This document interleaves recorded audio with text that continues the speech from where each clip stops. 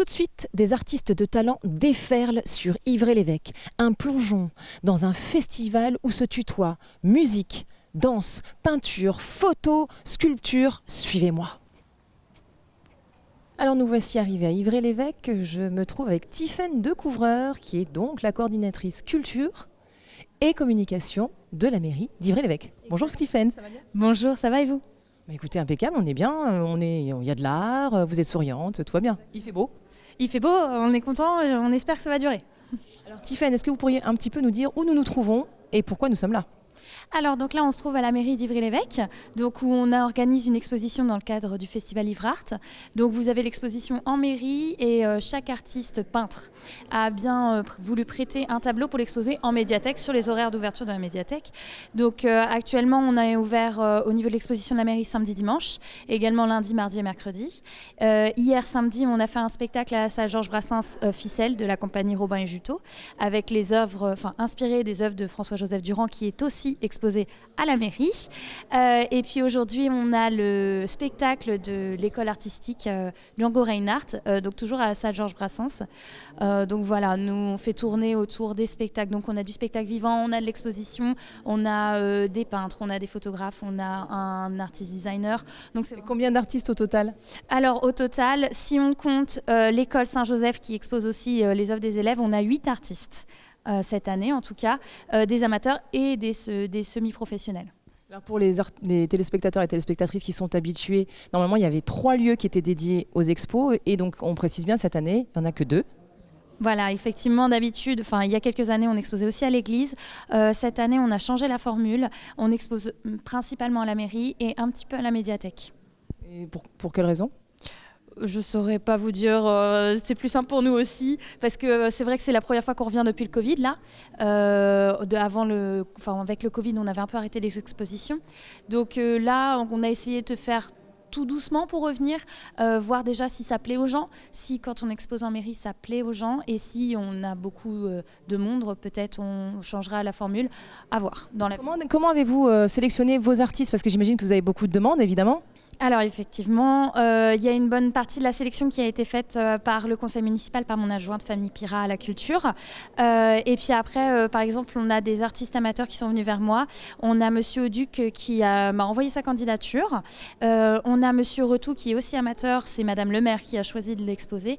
Donc en fait... Sur les 8 artistes, on a combien d'amateurs et combien de professionnels ? Alors très bonne question. On a l'école amateur, ça nous fait 3-4 amateurs et le reste en professionnel, semi-professionnel. C'est très chouette de pouvoir mettre en exergue des personnes qui font ça par passion mais qui ne sont pas nécessairement professionnelles. Et du coup, comment ça se passe quand on veut participer au Festival Ivre-Art ?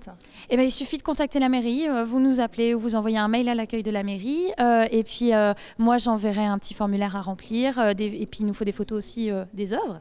Et puis, pour l'année prochaine, on prend les candidatures. Donc, on est ouvert aux candidatures, il n'y a pas de souci. Déjà, oui, on est déjà ouvert aux candidatures. Donc, on a quand même beaucoup de peintures. On a un photographe, plusieurs photographes ? On a un photographe, Paul Hamelin, qui a fait des photos de GFL. Donc, c'est l'usine désaffectée d'Ivry-l'Évêque qui va être en partie détruite. Donc, avant d'être détruite, on a voulu immortaliser l'état dans lequel c'est pour ensuite pouvoir les reposer plus tard sur le nouveau site. Alors moi, ce que je propose quand même pour les téléspectateurs, c'est qu'on aille à la rencontre des artistes. Qu'en pensez-vous ? Oui, c'est une très bonne idée. C'est super, alors on y va. J'ai entendu parler, alors il y a l'affiche qui est très intéressante puisque l'affiche est un lion et c'est donc une artiste qui est exposée ici qui s'appelle Olga Barth que je cherche. Merci, je veux bien. Donc je suis avec Olga Barth donc qui est peintre. Bonjour Olga, ça va bien ? Bonjour, oui, ça va très bien, merci. Alors Olga, vous avez fait un lion qui a été choisi pour l'affiche du festival. Oui, tout à fait. J'étais honorée d'avoir été choisie pour l'affiche. Voilà. Après, l'idée, c'est d'amener des gens à découvrir l'art.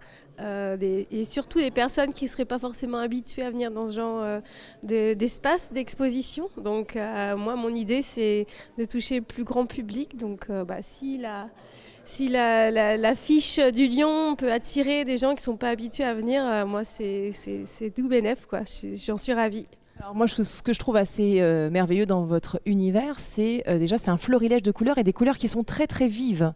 Oui, tout à fait, mais c'est peut-être parce que je suis un peu feignante, c'est-à-dire que j'utilise la peinture directement sortie du pot.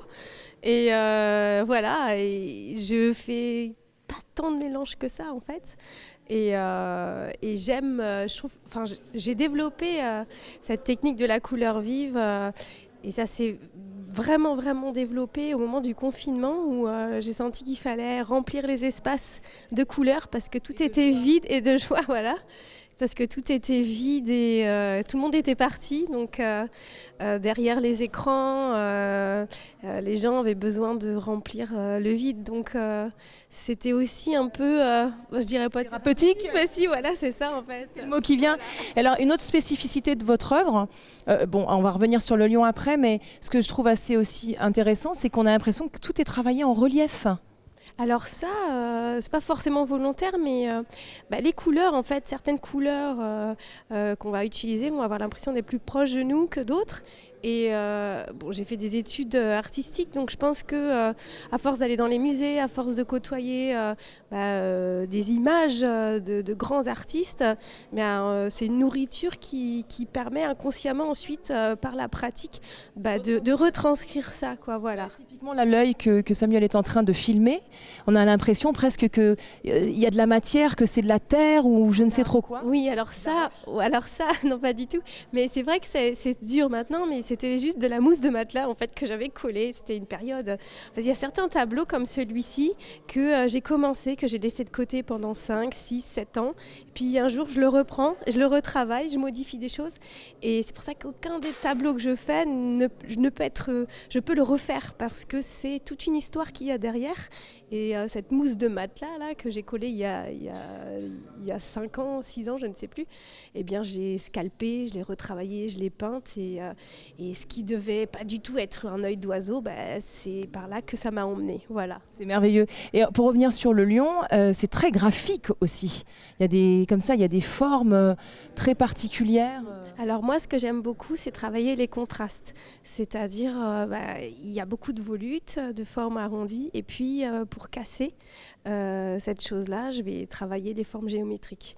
Donc dès que je mets un petit peu trop d'une chose dans un coin, il faut que je rééquilibre. C'est comme la peinture, je la vois comme un mobile en fait.